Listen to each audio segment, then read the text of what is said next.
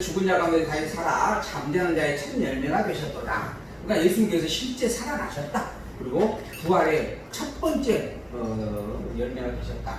사망의 사람으로 말미암았으니 죽은 자의 부활도 사람으로 말미암느니라. 사망이 한 사람 아담으로 시작이 됐잖아요.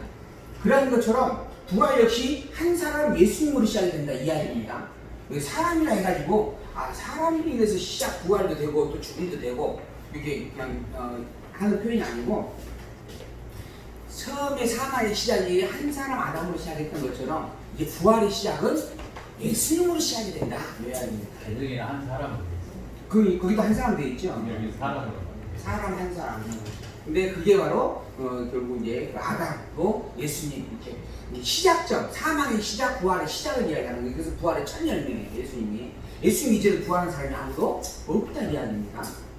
그것 또한 부활은 예수님으로 말미암아 시작되는 일이다 이런 이야기예요.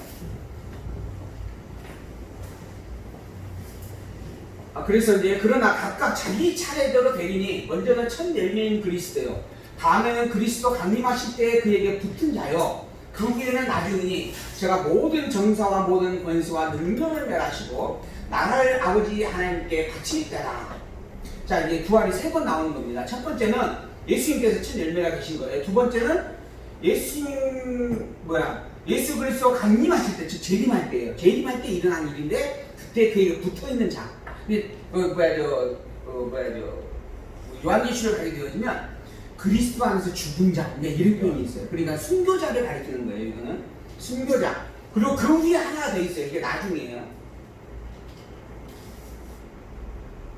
화면에서는 안 나오는 이게. 그 중에는 나중이니 제가 모든 정사와 모든 권세와 능력을 멸하시고 그 나라를 하나님의 아버지께 바칠 때, 그러니까 세상을 심판할 때, 이 세상이 끝날 때, 종말 때 이제 부활이 있다라고 하는 겁니다. 부활의 세 가지 차서입니다. 첫 번째 예수님으로 말미암아 예수님께서 부활하시니, 두 번째는 예수님의 재림 때 부활하는 일, 세 번째는 이 세상 종말 때 부활, 종말 때 있는 부활, 이렇게 지금 세 번의 부활이 있다라고 하는 거예요. 여기에 지금 첫 열매가 나왔어요. 첫 열매. 근데 지금 다른 표현을 보게 되면 첫째 부활이라고 하는 표현이 있어요. 첫째 부활. 그리고 난 다음에 그 후에 부활이, 이게 둘째 부활이 있는 거예요. 둘째 부활. 여기에 첫 열매와 첫째라고 하는 말은 처음이다 이런 뜻이에요. 그러니까 이 첫 열매의 부활과 첫째 부활은 같은 말인가? 이걸 우리가 풀어야 되는 부분입니다. 근데 첫 열매라고 하는 부분은 예수님이 부활하는 거예요. 예수님께서 부활하신 일이에요. 첫째 부활은 예수님께서 부활하신 예수님 그 이후에 예수 그리스도로 말미암아 시작된 부활이에요. 이게 첫째 부활이라는 이야기예요. 그러니까 차서를 보면 이게 첫 번째고 이게 두 번째고, 그리고 난 다음에 부활이 있어요. 종말 때. 이게 재림 때 있을 일이고 이건 종말 때 있을 일이에요. 이게 세 번째 부활입니다. 셋째 부활. 그래서 부활의 차서는 예수님과 재림 때와 종말 때. 예수님은 당신 혼자 부활하신 거고, 재림 때는 순교자들이 부활하는 것이고, 다음에 세 번째는 온 인류가 부활하는 것이다 라고 하는 거죠. 온 인류가 부활한다. 그래서 온 인류가 부활해서 생명과 영생과 영사로 이렇게 심판을 받고 분별되어지는 성령. 이게 마지막 부활. 이때 이루는 상황까지 이거를 바로 최후의 심판이죠. 백보자 심판이라 이렇게 이야기하죠. 백보자 심판. 이렇게 이야기가 되어집니다. 어쨌든 부활의 차서예요. 부활은 세 차례가 있다. 첫 번째는 예수님, 그 다음에 예수 그리스도에 붙어있는 자, 그리고 나중에다. 재림할 때 모든 정사와 권세와 능력을 멸하시고 하나님 아버지께 바칠 때, 그때 부활이 이루어진다. 제가 모든 원수를 그 발 아래 둘 때까지 불갑을 왕노로 다스리니 맨 나중에 멸망받을 원수는 사망이다. 그래서 예수님께서 모든 원수들을 다 발 아래 굴복시키고 만왕의 왕으로 이제 등장하게 되어진다. 그 맨 나중에 멸망받을 원수가 있는 바로 사망의 권세다. 그리고 사망의 권세까지도 예수님께서 지배하고 복종케 하신다. 그래서 예수 그리스도는 만왕의 왕이다 하는 거죠. 만물을 제 발 아래 두셨다 하셨으니, 만물을 아래 둔다 말씀하실 때에 만물을 저희 아래 두시니가 그 중에 들지 아니하는 것이 분명하다. 만물을 저 아래 두신다라고, 그 발 아래 두신다라고 하는 말의 의미는 당신은 만물에 포함되어져 있지 않다 이 이야기죠. 만물을 다스리는 자이지 만물 속에 있는 자가 아니다. 그래서 예수님은 피조 세계가 이제 우리가 머무르는 세계예요. 피조 세계. 이 피조 세계에 있는 분이 아니에요. 피조 세계를 초월하신 분이에요. 넘어서 있는 분이에요. 이게 예수님이요 하나님이라고 하는 분이 이게 영원 세계예요. 이 피조 세계는 이 모든 것들을 다스리시는 하나님 아래에서 굴복되어지는 존재예요. 그 말 자체는 이분이 이 속에 있는 존재가 아니에요. 이곳에서 근거를 두고 있는 존재가 아니라 하는 거예요. 우리는 다 이곳에 근거가 있는 자들이지만 예수님과 하나님은 그런 분이 아니다라고 하는 겁니다. 이런 표현을 하고 있는 거예요. 그래서 그 만물을 저희 아래 두신다라고 하는 그 말 자체는 그 중에 들지 아니하였다라고 하는 분명한 뜻을 담고 있는 것이다. 만물을 저에게 복종하게 하신 때에는 아들 자신도 그때의 만물을 자기에게 복종케 하신 이에게 복종케 된다. 만물을 복종케 한다라고 하는 그때가 되어지면 이 아들조차도 하나님에게 복종하게 되어진다. 하나님에게 복종하게 되어진다라고 하는 거예요. 이 아들은 만물에 속한 자가 아니에요. 만물 위에 군림하는 자예요. 근데 그러한 분이 또한 그때가 되어지면 하나님에게 자기도 복종하게 되어진다 하는 거죠. 이는 하나님의 만유의 주로서 만유 안에 계시게 하십니다. 이게 왜 이렇게 만물 위에 계신 그리스도께서 만물 위에 계심에도 불구하고 하나님께 복종함을 드러내시는가? 이 하나님이 모든 만유의 주이심을 다시 한번 확인해 주려고 그러는 것이다. 이해합니다. 그러니까 결국 우리에게 그걸 보여주려는 거예요. 오직 절대 진리는 하나님밖에 없다. 이걸 보여주려고 예수님께서조차도 하나님에게 복종하는 선의를 스스로 행하시는 일이다. 이런 이야기예요. 그래서 부활이라고 하는 것은 반드시 있는 것이고 그 부활은 구체적으로 이런 세 번의 차선을 따라 이루어지는 것이다. 그 부활의 차선. 첫째는 예수 그리스도 부활이고, 둘째는 순교자들의 부활이고, 셋째는 전 인류의 부활이다. 재림할 때, 최후 심판 때 부활은 성도가 이 땅에 속한 몸을 벗고 영원한 나라에 속한 몸을 입는 것이다. 부활이에요. 우리 인생을 이야기하게 되어지면 하나님께 세상을 창조하시고 아담을 창조하실 때 이 아담이 원인이에요. 처음 인간입니다. 원인. 그러고 난 다음에 이 아담에게 타락이 임하게 되어지죠. 타락이 임하게 되어집니다. 이 아담에게 타락이 임하였어요. 이 타락이 임한 존재를 우리는 사형체를 부르죠. 사형체. 여기 죽었다. 사형체. 이게 지금 이제 죄인이라는 타락이라고 표현하죠. 타락이. 사형체 타락이. 그리고 난 다음에 예수 그리스도가 오시죠. 예수 그리스도의 생명이 이제 우리 목에 되어집니다. 그로 말미암아 우리가 중생하게 되어지는 중생인이라고 이야기합니다. 중생인. 그리고 이것을 생명이라고 그러죠. 산영이라고 그러죠. 산영. 여기 아담은 생명이라고 이야기를 했고 그를 생명이 되게 하셨다. 여기는 산영이 되게 하셨다. 이렇게 표현합니다. 중생인, 산영. 그리고 난 다음에 우리가 이제 육체를 벗고 새로운 육체를 입습니다. 이게 부활에 합당한 육체를 입는 거예요. 부활에 합당한 육체. 이걸 우리는 부활이다 이렇게 이야기합니다. 부활.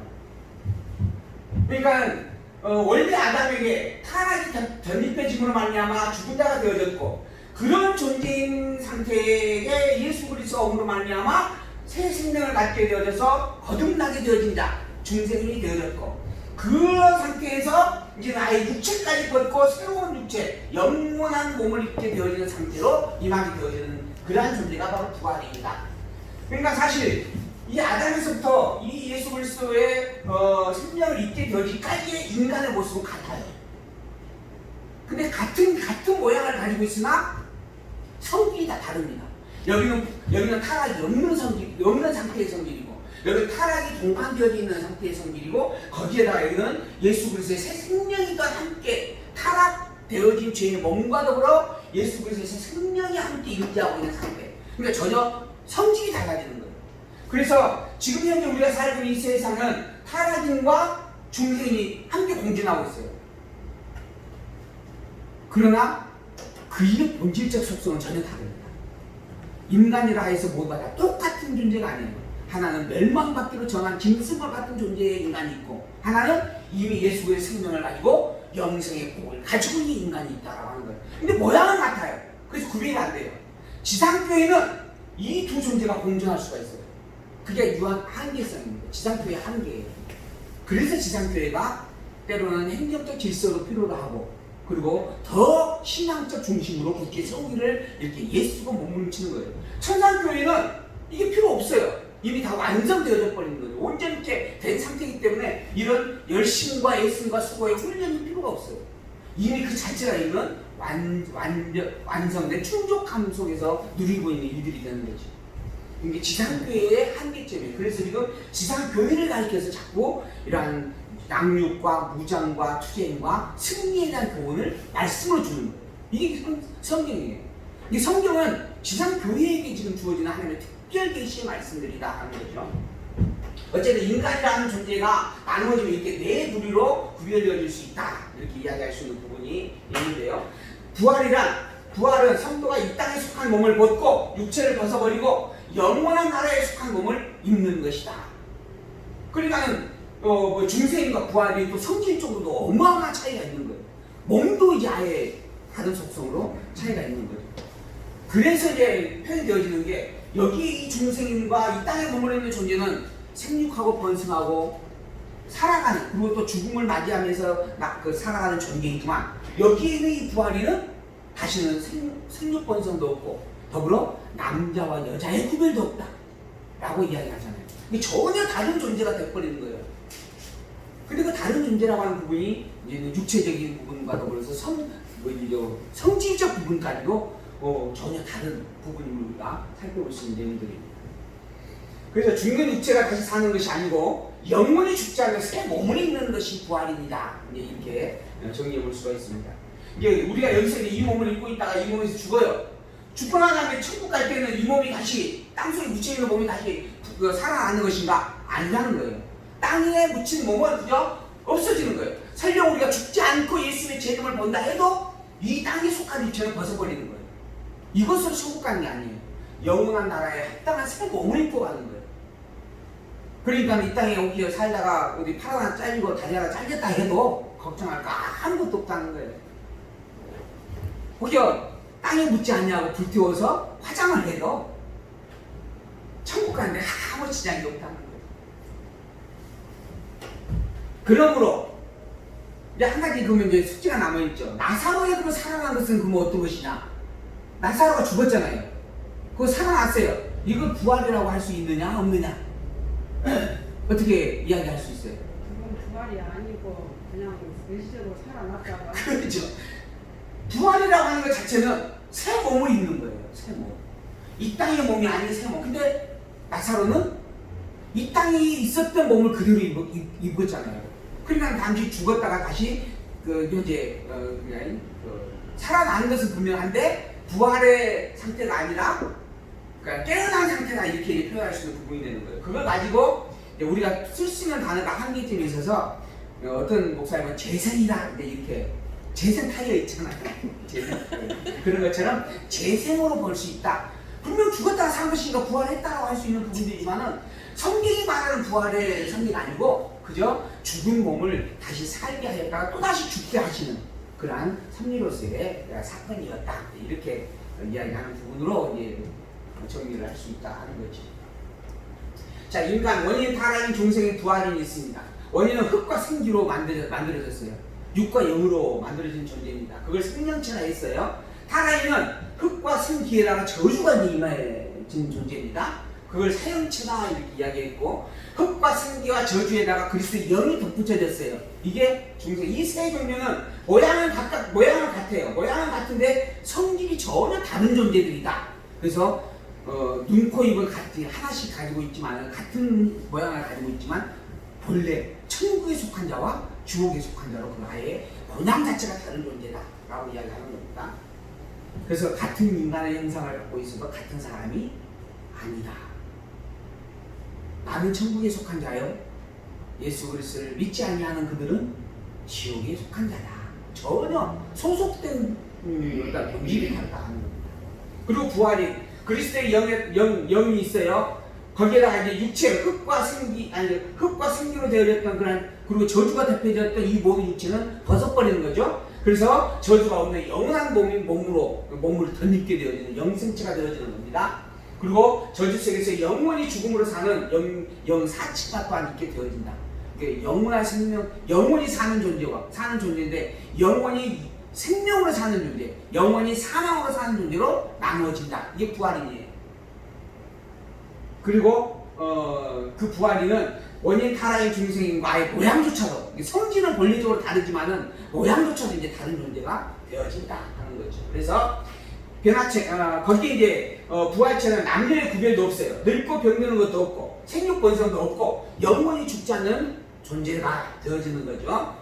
근데 여기 이제 변화체라고 하는 존재가 있어요. 이거 변화체라고 하는 존재는 조금 이따가 다시 한번 본문에 이제 나와지는 대목을 가지고 살펴보십시다. 어찌됐든 이제 부활의 차서 이야기를 하고 난 다음에 부활의 진리에 대한 변증을 해줍니다. 만일 죽은 자들이 도무지 다시 살지 못하면 죽은 자들을 위하여 세례 받는 자들이 무엇을 하겠느냐? 어찌하여 저희를 위하여 세례를 받느냐? 또 어찌하여 우리가 때마다 위협을 무릅쓰겠느냐? 죽은 자에게 부활이 있다고 한다면, 죽은 자들이 도무지 다시 살지 못한다고 한다면 죽은 자들을 위하여 세례 받는 자들, 즉 우리들이 무엇을 할 수 있겠느냐 하는 거죠. 아무것도 할 의미도 필요도 없게 되어지는 건 아니냐. 어찌하여 저희를 위하여 세례를 받느냐. 죽은 자들이 왜 죽었냐 하면 복음을 증거하면서 죽은 거예요. 자기의 생명을 내어 던지면서까지 복음을 증거해 준 자들입니다. 그게 순교자들이죠. 근데 그러한 죽은 자들이 왜 죽었는가? 복음 때문에 죽었는데, 그러면 그 죽음이 헛된 것이 아니냐. 복음이 없다라고, 복음이 거짓말이 된다라고 한다면, 예수 그리스도의 부활이 없는 일이라고 한다면 예수 그리스도가 부활하셨습니다라고 말하는 것 자체가 거짓말인데, 그런 부분들이 가치가 없는 일이 되지 않겠느냐 하는 거죠. 또한 더불어서 그걸 믿고 세례를 받아 함께 믿음에 동참하고 있는 우리가 그 일을 위하여 무엇을 할 수 있겠느냐? 어찌하여 저희를 위하여 세례를 받느냐? 의미가 없는 일이다. 그런 것들이. 또 어찌하여 우리가 때마다 위협을 무릅쓰면서 복음을 증거해야 되겠느냐? 거짓말인데 이게 사실이 아니라고 한다면, 형제들아, 내가 그리스도 예수 우리 주 안에서 가진 바 너희에게 대한 나의 자랑을 보고 단언을 하던데 나는 날마다 죽노라. 내가 범인처럼 에베소서에서 맹수로 더불어 싸웠으면 내게 무슨 유익이 있느냐? 죽은 자가 다시 살지 못할 것이면 내일 죽을 테니 먹고 마시자 하는 게 맞지 않겠느냐 하는 겁니다. 사도 바울이 복음을 증거하면서 죽으면서까지 복음을 증거한 자들을 말미암아 복음을 가졌고, 또 자기도 죽기를 각오하고 복음을 증거해주고 있는 자입니다. 더불어 그 복음을 듣고 그 복음에 합당합니다, 그 복음을 믿습니다라고 하여서 세례에 동참하여서 믿고 아는 그일에 하나 되었음을 확인하고 있는 교회와 성도들이 있습니다. 그 모든 것들이 복음으로 말미암은 겁니다. 그 복음은 예수가 그리스도라고 하는 겁니다. 예수가 그리스도라고 하는 것은 그는 나를 위하여 십자가에 죽으셨고 또한 나의 영생을 위하여, 영원한 생명을 위하여 살기까지 하신 분입니다 라고 하는 겁니다. 근데 이게 거짓말입니다. 이걸 위하여 땀 흘리고 애쓰는 것들이 다 헛된 일일 수밖에 없다. 무익한 일일 수밖에 없다. 그러나 나는 이 일을 위하여 날마다 죽는다. 근데 이 날마다 죽는다라고 하는 이 일이 범인처럼 맹수로 더불어 싸우다가 죽는 일이었다라고 한다면 그게 내게 무슨 일이 있느냐? 이게 무슨 말이냐 하면 하나의 비유인데요. 사람들을 괴롭히는 맹수가 있어요. 그 사람들에게 사람들을 지키고 보호하기 위해서 맹수를 맞닥뜨려 싸우다가 오히려 맹수에게 잡혀 먹히고 죽는 자들이 있잖아요. 근데 그 사람들은 그 동네 사람들을 지켜주기 위한 열심으로서 그 일을 행한 거예요. 근데 사실 그것도 동네 사람들을 위한 너무 유익한 일이지만 실제 복음에서는 아무 유익이 없는 일이에요. 그래서 자기는 그러한 죽음을 하지 않는다라고 바울이 말하는 거예요. 그런데 그 일이 아닌 다른 일로서 자기는 매일 죽는다는 거예요. 그럼 무슨 일로 죽는가? 복음을 증거하는 일로서 매일 죽는 거예요. 복음을 증거하며 예수가 그리스도를 증거하며 나를 위하여 십자가에 죽으셨다 살아났다라고 하는 것을 증거하며 그로 말미암아 나도 죽었고 산 자다라고 말하는 그 일을 위하여 매 순간 나의 육체의 죄의 덩어리를 죽이고 예수 그리스도의 영원한 생명을 살게 하는 일을 매일 반복하면서 하고 있다 이야기입니다. 그런데 그 일은 사람들을 지키기 위해서 맹수와 싸우는 일하고 비교할 수 없는 것이다. 맹수와 싸우는 그 일로 인하여서는 유익이 없는 일이라고 그 일이 유익이 없는 일이라고 할 때 나는 정말 참으로 유익된 일을 행하는 것이다. 죽은 자가 다시 살지 못하는 것이면 내일 죽으면 마시자라고 이야기하는 것이 오히려 나을 것인데, 그리고 그렇게 사는 게 지혜로운 인생일 것인데 나는 그렇게 살지 않았다. 살지 않을 것이다. 나는 매일 복음 위하여 죽고 또 죽을 것이다. 왜 그러는가? 부활이라고 하는 이 진리가 사실이기 때문에 그런 것이다. 예수가 실제로 부활하는 것이 틀림없는 일이었고, 그리고 예수 그리스도로 말미암아 그를 믿고 따르는 자들 역시 부활한다라고 하는 이 약속의 말씀이 틀림없는 진리이기 때문에 그런 것이다. 그래서 내가 생명을 내어주면서까지 이 복음 때문에 살고 죽고 있는 것이다. 이런 이야기예요. 속지 말라. 악한 동무들은 선한 행실을 더럽히나니 깨어 의를 행하고 죄를 짓지 말라. 하나님을 알지 못한 자가 있기로 내가 너희를 부끄럽게 하기 위하여 이 말을 하는 것이다. 너희들은 그들의 말에 속지 말라 하는 겁니다. 부활이 없다라고 한 자들의 가르침에 거짓된 말에 현혹되지 말라. 동무들은 선한 행실을 더럽히나니 악한 동무들은 선한 행실, 복음을 증거하는 이 일을 거부하는 자들이다. 그들은 악한 행실, 악한 형제들은, 악한 동무들은 깨어서 의를 행하고 죄를 짓지 말라. 너희는 복음에 굳게 서 있어라. 하나님을 알지 못한 자가 있나니 내가 너희를 부끄럽게 하기 위하여 이 말을 쓴 것이다. 이 교회 안에 하나님을 알지 못한 자가 있다. 그래서 부활이 없다라고 말하는 것이다. 그들은 바꿔 말하면 사두개인들은 하나님을 알지 못한 자다 이야기하는 겁니다. 예수가 그리스도라고 말을 하면서도, 예수가 우리를 위하여 십자가에 피 흘려 죽으셨다라고 하는 이야기를 하면서도 정작 예수 그리스도의 부활을 부인하고 있는 그들은 하나님을 알지 못하는 자와 같다. 하나님을 알지 못하는 자일 뿐이다. 그들의 그 말은 복음이 아니다 이야기입니다. 그리스도는 틀림없이 부활하였고 그 그리스도의 부활을 믿는 게 진정한 참된 복음이다. 그리고 그 일을 위하여 목숨을 내어 던졌던 자들이 있었고, 또한 우리가 그것에 합당함을 여기고 세례를 받으며 나도 그렇게 믿습니다라고 지금 동행하여 함께하고 있지 않느냐. 그래서 우리가 교회의 성도라고 하는 이름을 가지고 있는 건 아니겠느냐. 그러니 그 헛된 말에 속지 말라. 예수를 그리스도라고 말할지라도 그가 부활하지 못하였다라고 하는 자의 말은 거짓말이다. 예수가 그리스도인데 예수 그리스도에 다른 그리스도가 있다라고 말하는 것도 거짓말이다. 예수가 그리스도인데 예수 그리스도보다 성모 마리아한테 기도하면 더 잘 들어준다라고 말하는 것도 거짓말이다. 오직 우리의 그리스도는 예수님 밖에없다.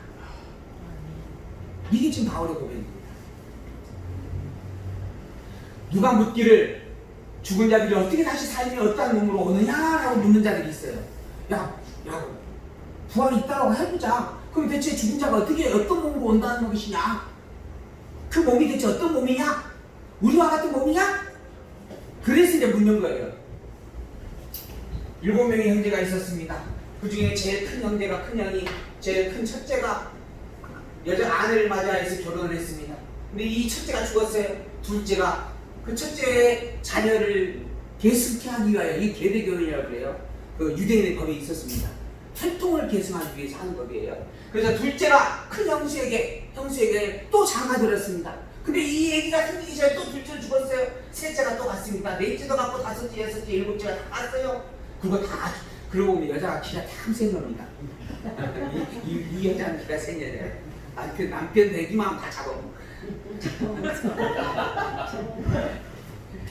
어쨌든 이제 그랬다는 거예요. 자, 그랬을 때 나중에 부활했다라고 하자. 이들도 다 부활하고 이 여인도 부활했다라고 하자. 그러면 이때 누가 이 부인의 남편이 돼야 됩니까? 남편이겠습니까?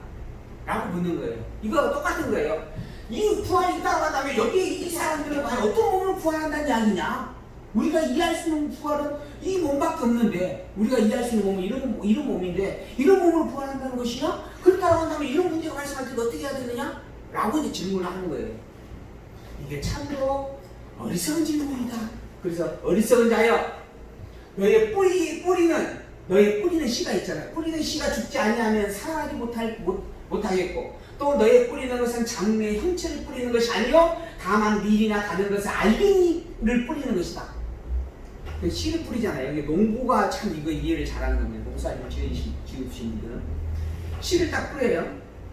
특히 제가 지금 저희 저 가게 앞에 조그만한 또 이렇게 화단 만들어가지고 거기에 배추씨를 뿌렸어요. 그렇게. 근데 이 배추씨가 정말 눈에 이렇게 보이긴 한데 전부 작습니다. 손으로 만지면 쪽 하나를 집을 수가 없을 정도. 한번 집으면 10개, 20개가 집힐 정도 이렇게 작아요. 그래서 내가 그냥 그거 이렇게 한 개씩 해가지고 구멍에 넣으려다가 에이 모르겠다 하고 그냥 한 조각씩 이렇게 넣어놨거든요. 그리고 나오는 대로 그냥 속아서 빼먹자. 그 씨앗이 싹이 나가지고 배추가 돼요. 그 씨앗과 배추가 같아요? 전혀 상상도 할 수 없을 겁니다. 그냥 아무것도 모르는 애에게 가가지고 야 이 씨앗 이거 하고 그것을 난 배추하고 두 개 딱 놓고 이게 같은 거란다. 이것이 이렇게 됐단다. 이것도 배추고 이건 배추시고 이거 배추란다. 이렇게 이야기를 할 때 과연 얘가 알아먹겠습니까? 그걸 인정하겠는가? 알 수 없는 일입니다. 도저히 생각도 할 수 없는 전혀 다른 형체예요. 이 씨와 이 이파리가 나 있는 존재하고는 전혀 매치시킬 수 없는 존재인 거죠. 그게 씨로 말미암아 나타난 형상의 모습이다라고 하는 거예요. 부활의 몸이 그렇다는 거예요. 부활의 몸이. 우리 이 육체하고 나중에 우리가 있게 될 부활의 몸은 아예 상상조차 할 수 없는, 비교되어질 수 없는, 견줄 수 없는 그런 존재다라고 하는 거예요. 근데 자꾸 우리가 부활에 대한 이제 부활체를 생각하면서 현재 내가 그대로 새로운 몸을 입고 그대로 존재하는 것처럼 이런 일단 이제 인식을 해요. 그게 이제 각각의 개체성이라고 하는 표현을 쓰고 있는데, 또 어제 그것 때문에 또 제가 그제 그 목사님한테 한마디 했는데, 지금 우리가 사는 세계는 남편이 있고 아내가 있고 아들이 있고 딸이 있고 전혀 다르게 다 구별되어 있잖아요. 그런 것처럼 영원한 나라도 있는 것으로 생각을 하더라고요. 물론 그럴 수도 있어요. 내가 안 가봤으니까 모르니까. 근데 성경에서 비유를 해보게 되어지면 지금 우리가 시간과 공간과 형상의 세계의 개념으로 알고 있는 것과는 차원이 다른 거예요. 차원이 다른 세계입니다. 우리가 남자와 여자라고 하는 개념으로 바라보고 있는 이 시각하고는 아예 비교될 수 없다 그러잖아요. 그 나라는 남자와 여자의 구별도 없고 천사와 같은 모습일 뿐이다. 이렇게 이야기하잖아요. 그렇게 전혀 다르다라고 하는 이야기를 지금 해주고 있는 겁니다. 너의 뿌리는 것은 장래 형체를 뿌리는 것이 아니요 다만 밀이나 다른 것을 알갱이 뿌리로되 하나님의 그 뜻대로 저에게 형체를 주시되 각 종자에게 그 형체를 주시리니라. 이게 종자에게 이미 그 형체가 담겨져 있어요. 근데 종자와 형체는 전혀 달라요. 그런 모습을 보면 부활이라고 하는 것이 어떤 것인지 조금이나마 생각해 볼 수 있지 않겠느냐 하는 부분입니다. 육체는 다 같은 육체가 아니니 하나는 사람의 육체요 하나는 짐승의 육체요. 육체라고 하는 것도 사람의 육체가 있고 짐승의 육체가 있고 새의 육체가 있고 물고기 육체가 있는 것처럼 육체가 다양하지 않느냐? 우리가 보는 육체도 다양한데 하물며 부활의 그 나라에서 바라볼 육체는, 만나게 될 육체는 얼마나 다양하겠느냐? 어떤 모양으로도 우리가 상상해도 그게 충족될 수 없는 것이다. 근데 하나님은 어떤 모양일까? 하고 애들한테 이야기하는 거 보면은 30년 같이 하얀 수염을 기르고 우리의 모습으로 해가지고 다 그려놓고 하나님이 이런 모습일 거다 라고 이야기를 하죠. 그러니까 애들이 나중에 크면 하나님은 꼭 우리 옛날 할아버지 같은 40년처럼 되어 있던데 이런 이야기를 하죠. 우리가 설명하기 위해서 어쩔 수 없으니까 시각적으로 표현하는 것이지 하나님은 그런 존재가 아니다라고 하는 거죠. 형체도 없고 감히 우리가 어떻게 규명할 수도 없는 존재다. 이렇게 이야기하는 부분이잖아요. 근데 왜 그러면 사람 형체를 꼭 그렇게 그리는 것인가? 하나님을 그려보라 그러면 창세기 2장에 나오죠. 하나님께서 인간을 만들 때 자기의 모양과 자기의 형체를 따라 우리와 같은 모양으로 만드셨다. 그러니까는 그 생각이 인간과 같은 모양일 것이다. 그러다 보니까 이제 뭐가 나와요? 어머니 하나님이 나옵니다. 아빠 하나님만 있겠냐? 인간이 남자가 있고 여자가 있는 것처럼 그리고 남자와 아니, 자녀에게는 반드시 아버지와 어머니가 있잖아요. 그러한 것처럼 하나님도 반드시 아버지 하나님이 있고 어머니 하나님이 있는 것이다. 이 생각이 얼마나 정말 우스운 생각인가. 우리는 통곡을 해야 됩니다. 통곡. 그런 이야기를 기독교인의 입에서 한다라고 하는 것 자체에 우리는 정말 절망을 해야 돼요. 이 대목조차 이해를 못하고 있는 거예요. 시가 있고 시로 말미암아 나타나는 형상 자체가 전혀 하늘에서 땅만큼 다른 모양이잖아요. 그런데 어떻게 인간의 모양을 하나님을 인간의 모양으로 해버리냐 하는 거죠. 있을 수 없는 일입니다. 그렇게 생각하는 것 자체가 한마디로 어리석은 자다라고 이야기할 수밖에 없는 일입니다. 하늘에 속한 형체도 있고 땅에 속한 형체도 있으나 하늘에 속한 자의 영광이 따로 있고 땅에 속한 자의 영광이 따로 있으니 해의 영광도 다르고 달의 영광도 다르고 별의 영광도 다른데 별과 별의 영광조차도 다르다. 해와 달의 영광은 아예 다른 걸 우리가 알 수 있어요. 해와 별의 영광이 또한 전혀 다르다고 하는 것도 알 수가 있어요. 근데 별과 별들의 영광도 달라요. 그러니 감히 인간이 하나님을 이룰 것이다, 천국을 이룰 것이다 라고 그제 성경에 비추어진 내용을 빗대어서 우리가 비유적으로 이해를 할 수 있는 범주인 것이지 실제 그렇다라고 말하는 것은 있을 수 없는 어리석은 일이다라고 하는 거죠. 그러한 섭리를 통해서 부활에 대한 선택을 이야기하고 난 다음에 부활의 소망에 대한 이야기를 다시 한번 해줍니다. 죽은 자의 부활도 이와 같으니 썩을 것으로 심고 썩지 아니할 것으로 다시 산다. 썩을 것으로 심었어요. 근데 썩을 것으로 나는 게 아니고 아예 썩지 않을 것으로 나요. 사실 씨앗은 썩을 것이에요. 그리고 그 씨앗이 썩음으로 말미암아 나온 배추 역시 나중에 썩어요. 왜? 이 땅의 것인가 그래요.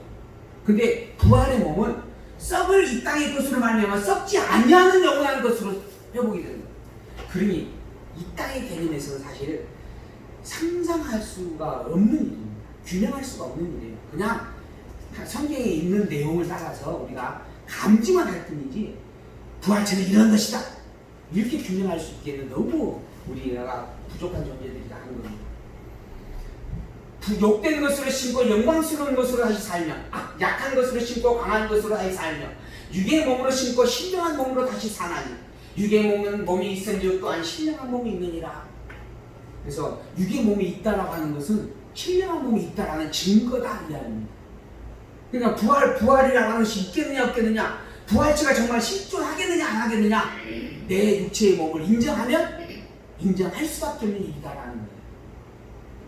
우리가 피조물이라고 하는 것을 인정하면, 그래서 하나님의 존재를 인정하면 당연히 영원한 나라 천국이 있는 것도 인정하게 된다라는 거예요. 수구 출신이라고 짐승들이 자기의 고향을 그리워하는 일들이 있다고